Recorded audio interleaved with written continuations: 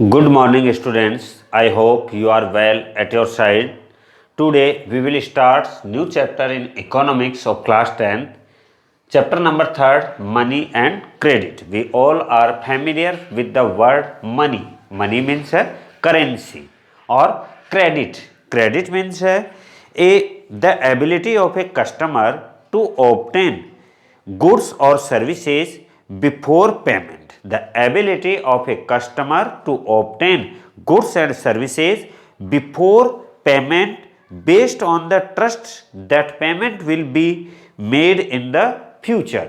इस विश्वास के साथ उसे गुड्स और सर्विस दे दी जाए पेमेंट करने से पहले कि वो भविष्य में उसका पेमेंट कर देगा, it is called the credit. तो एक तरह से क्रेडिट क्या है? एक ट्रस्ट है जो कस्टमर के ऊपर जो प्रोड्यूसर है या सर्विस प्रोवाइडर है उसका एक ट्रस्ट है कस्टमर के ऊपर कि ये उसका पेमेंट कर देगा। तो ये तो था concept of credit, meaning of the credit. Two different credit solutions situations, a large number of transaction in our day to day activities involve credit in some form of the other credit, loan. Credit का एक दूसरा meaning है loan, दूसरा word है loan. Credit को loan भी बोल सकते हैं। तो loan refers to an agreement in which the lender supplies the borrower with money। कि एक तरह से क्रेडिट क्या है, लोन क्या है? एक एग्रीमेंट है, an agreement in which the lender supplies the borrower with money, goods और services in return for the promise of future payment. वो फ्यूचर में पेमेंट कर देगा, रिटर्न कर देगा, ये उसका एक प्रॉमिस है। वही क्या है? क्रेडिट है। मतलब किसी को उधार देना, लेंडर उधार दे रहा है जो इस पर्पज से दे रहा है कि फ्यूचर में उसको वापस रिटर्न कर देगा। Let's see how credit works through the following to examples.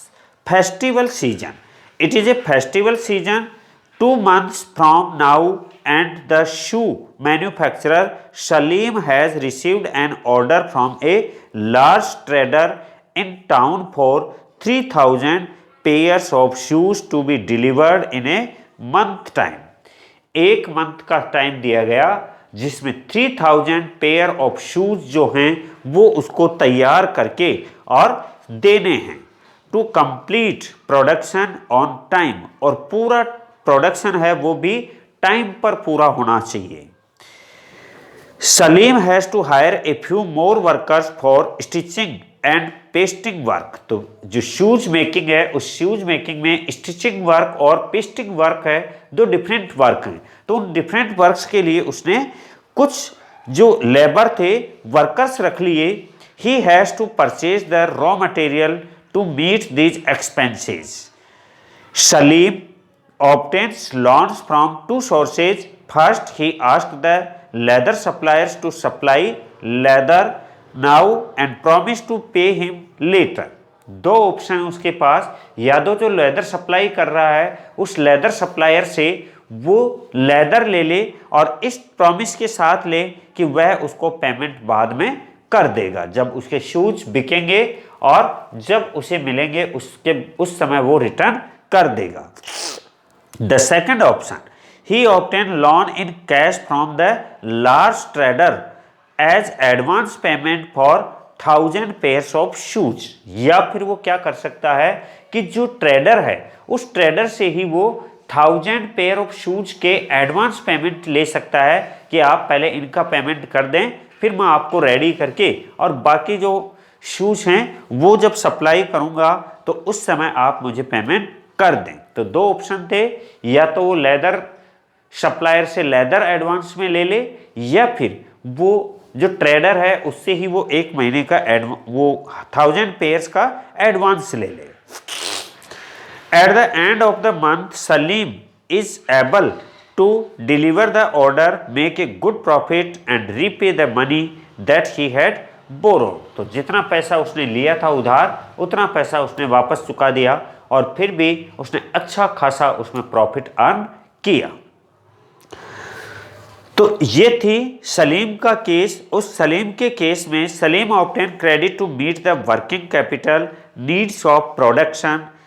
There are two types of capital, working capital और physical capital.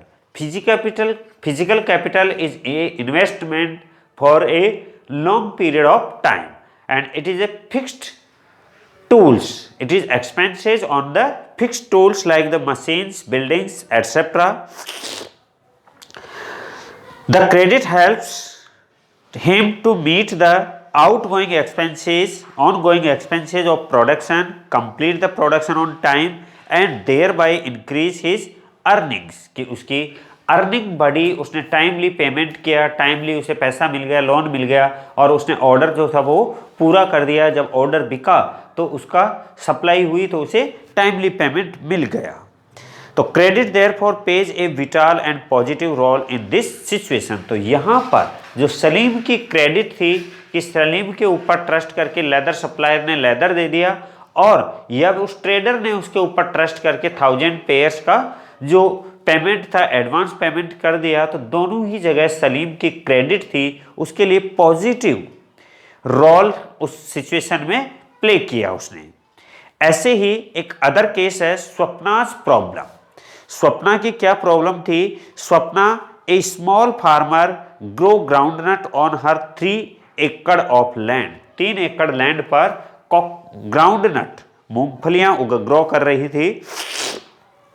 She take a loan from the money lender to meet the expenses of cultivation. Like the Salim, उसके भी expenses थे तो इसके भी expenses हैं। अब इसके एक्सपेंसेस को फुलफिल करने के लिए उसने क्या किया? Loan, taken a loan from the money lender. साहूकारों से जो पैसा ब्याज पर देते हैं उनसे उसने उधार लिया।